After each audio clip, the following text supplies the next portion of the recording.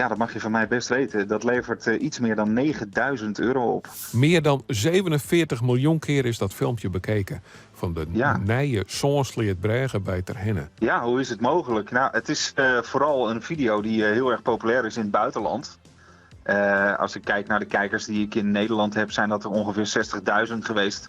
Wat voor een openstaande brug nog steeds veel is, lijkt mij. Maar als ik kijk naar het aantal kijkers in India, dan zit hij daar op 45 miljoen views. Dus echt, de mensen in India die hebben dit filmpje naar grote hoogte geholpen. Maar toch, Ja. hoe komt hij daar terecht dan? Nou ja, goed, YouTube is natuurlijk een wereldwijd platform. En ik heb er natuurlijk ook zoektermen in gegooid die Engelstalig zijn.